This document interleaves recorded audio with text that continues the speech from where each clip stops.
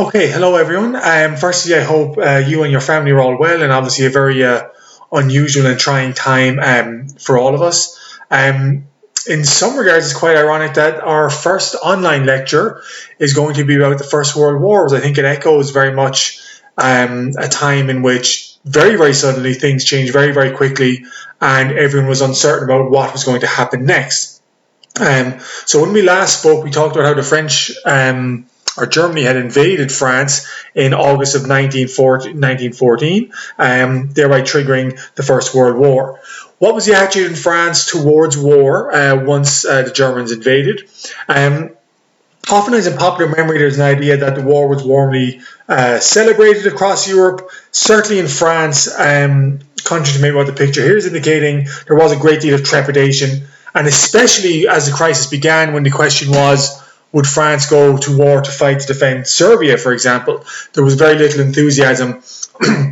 But the fact that the Germans invaded France through Belgium essentially made it a defensive war, and in that sense, there was a general acceptance among the population this conflict was now necessary and something needed to be done to thwart the German threat to France itself. However, the French government was very concerned in 1914 about whether it would be able to win the entire support of the French population in particular.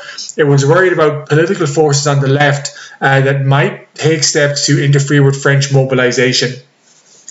Here on the screen we have the images for the Socialist Party on the right and La Confédération Générale du Travail, the Workers' Union, the General Trade Union on the left. And both of those groups had been quite vocal in the 7 or 8 years leading up to the war that they really opposed any kind of military conflict with Germany.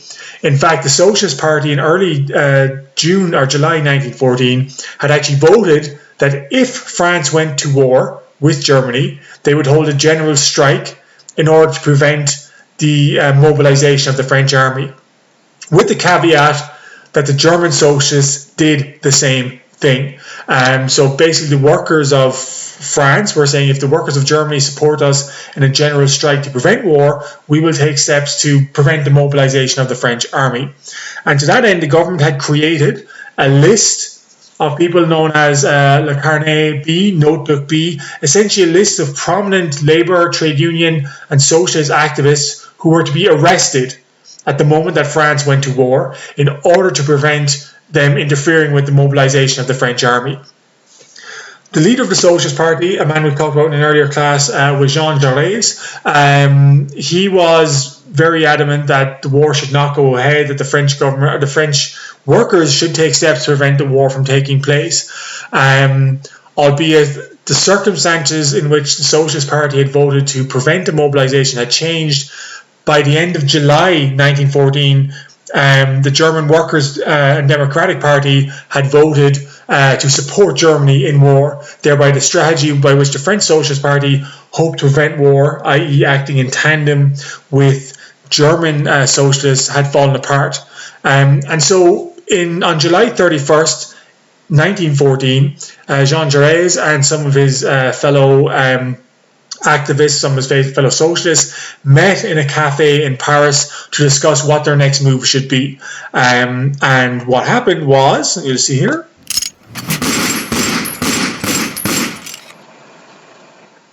so Jaurès was assassinated by a young French nationalist called Raoul Villian, who believed that Jaurès was going to interfere with the French war effort and assassinated him as a result. Interestingly, so in the outbreak, in the kind of chaos of France going to war and Jaurès being assassinated, Villian was held indefinitely without trial in France for the duration of the war. He was finally put on trial for murder in 1919, and I think this speaks volumes to how a lot of people in France viewed Villian's actions. He was acquitted of murder, despite the fact he had very obviously done it, but many French people post-war felt that his actions were justified by preventing Jaurès from interfering with the war effort. So Jaurès was dead, France was at war, and the French government appealed for the various sections of French society to come together to heal and to fight the war collectively.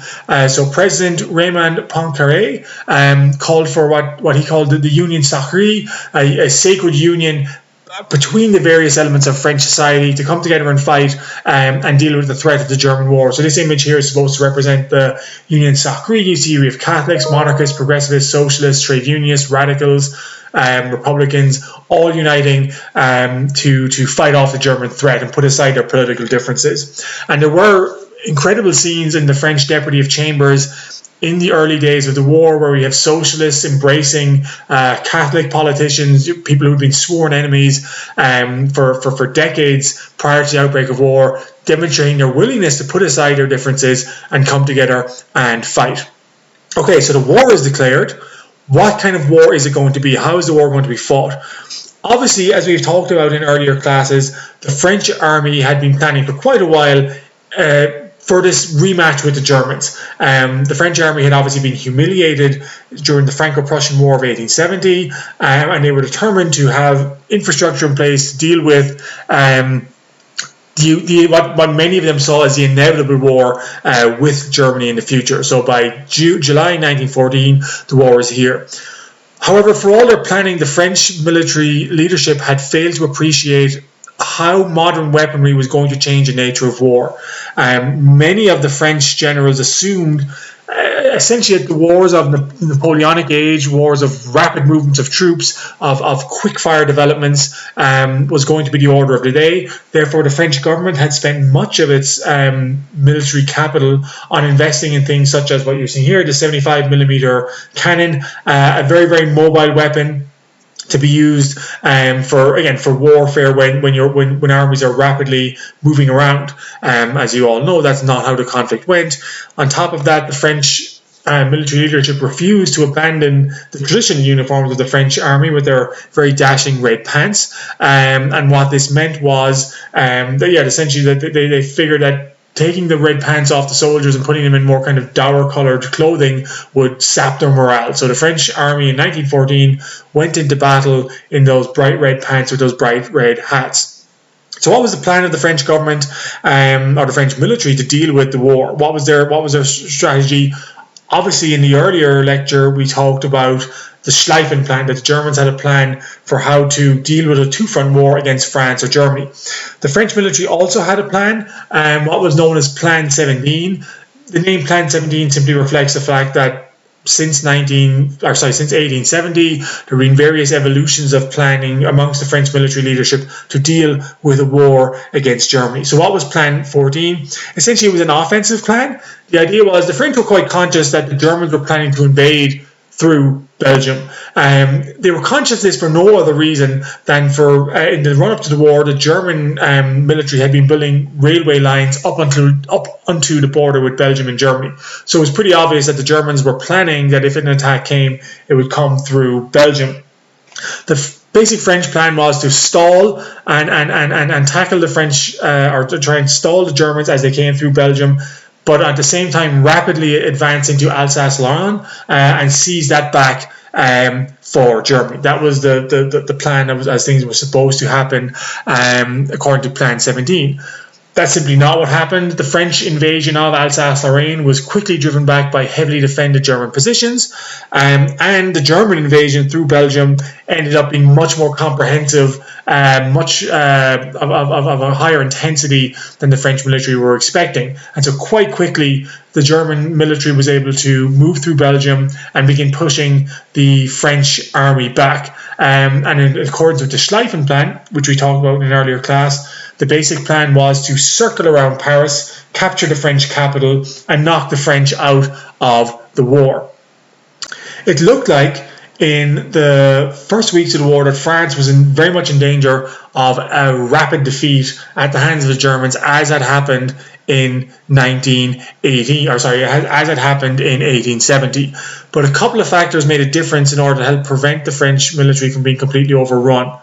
One of these factors was as we mentioned in the earlier class, the rapid mobilization of Russia. The Russian army was able to move into Germany much quicker than the Germans had expected.